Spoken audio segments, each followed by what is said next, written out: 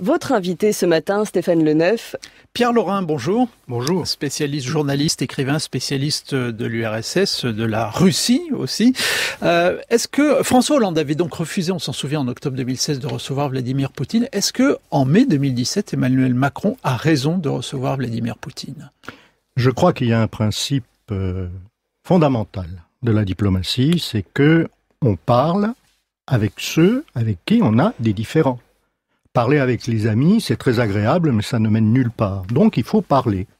Il a raison de le recevoir, effectivement, d'autant plus que l'occasion est belle, puisque l'exposition sur Pierre le Grand, c'est une exposition consacrée au premier souverain russe qui a ouvert la Russie sur le monde extérieur, sur l'Europe, et qui a fait un grand voyage dont Versailles était l'une des étapes au début du XVIIIe siècle. Donc, les situations sont favorables, la situation est favorable. Je pense que après avoir rencontré les grands de ce monde au sommet de l'OTAN et au sommet du G7, il était logique pour le président français de rencontrer l'un des,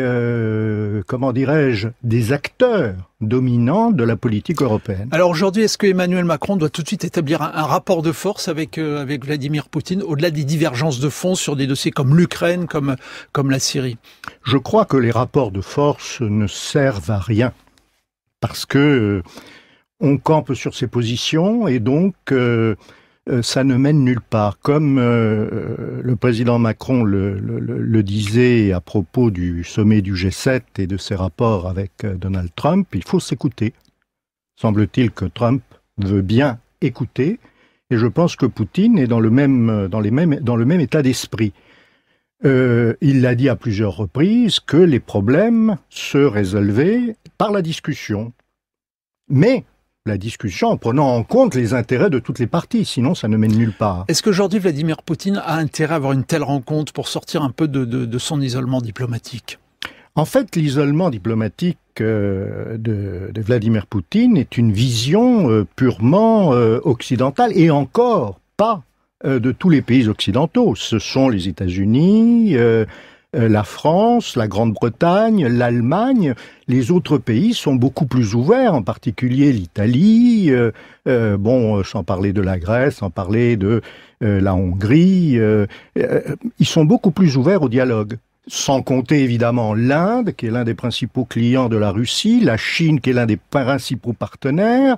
Il y a en fait, on parle d'isolement, mais si l'on regarde bien la carte du monde, c'est plutôt les pays occidentaux, même s'ils ont un poids déterminant, qui sont isolés par rapport au reste de la planète. Qu'est-ce qui peut ressortir aujourd'hui, ce soir, de cette rencontre? Une forme de normalisation, de nouvelle normalisation des rapports diplomatiques entre la France et la Russie? Une forme de désescalade par rapport à ce qui s'est passé sous la présidence de François Hollande? Je crois que la désescalade sera évidente, parce qu'effectivement, je crois que François Hollande était dans une logique plus ou moins idéologique, c'est-à-dire il y a d'un côté les bons et de l'autre les méchants, et donc par conséquent, il n'y a pas de terrain d'entente, on ne s'entend pas avec le diable. Alors que je pense que Emmanuel Macron est plus dans une logique de realpolitik, c'est-à-dire chaque pays a des intérêts, qui est également la logique de Donald Trump. Chaque pays a des intérêts et les autres doivent faire éventuellement des concessions pour les respecter. Les concessions doivent être réciproques. En même temps, la dureté des négociations, la dureté des Russes dans la négociation, sur quoi ça peut aboutir aujourd'hui? Vous dites effectivement, il faut des concessions de part et d'autre. Quelles sont les concessions que pourraient faire les Russes, notamment sur le dossier de la Syrie, sur le dossier de l'Ukraine? Je crois que il ne s'agit pas réellement de faire des concessions, il s'agit d'admettre le point de vue de l'autre, ce qui permet d'avancer, ce qui permet par exemple de faire des coalitions qui permettraient de sortir de l'impasse en Syrie. Encore que en Syrie, les négociations d'Astana sont en train d'aboutir à un résultat, c'est-à-dire à essayer de la désescalade du conflit, c'est en train d'aboutir à des résultats que les négociations de Genève auxquelles les Occidentaux participent ne permettent pas d'aboutir. Donc, en fait, il s'agit d'entendre, d'écouter et de trouver des voies qui permettent d'aller plus loin.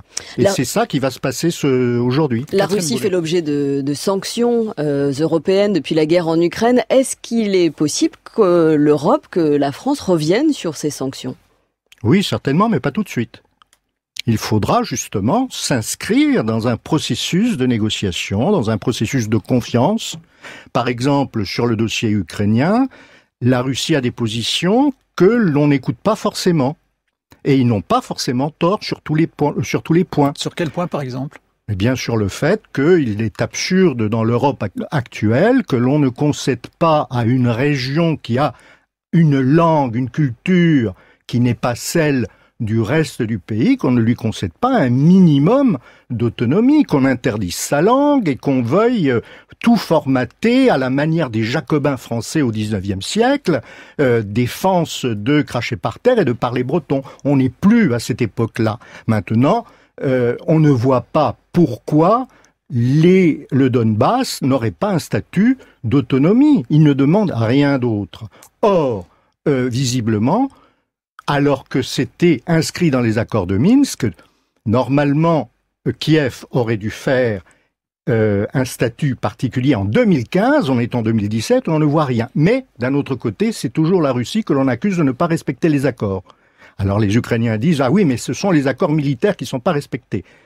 Et tant que les accords militaires ne seront pas respectés, on ne pourra pas respecter les accords politiques. Le problème, c'est que les Ukrainiens aussi violent les accords militaires. Ça signifie qu'il n'y a pas du côté occidental, du côté de la France, même du côté de l'Allemagne, du côté des Européens, une vraie volonté, ou il y a peut-être une vraie volonté, effectivement, d'ouvrir des négociations sur le sujet, mais on n'a pas encore réussi à trouver le bon terrain d'entente? Je crois qu'on a trouvé le bon terrain d'entente, et le bon terrain d'entente, c'est le forum, enfin le groupe de Normandie, qui regroupe l'Ukraine, la Russie, la France et l'Allemagne. Mais la dernière réunion du groupe Normandie n'avait pas donné grand-chose. Jusqu'à présent, il ne donnait rien, parce que nous avions un président français qui était un peu psychorigide, et de l'autre côté, nous avions un allié américain qui ne voulait surtout pas que ça avance.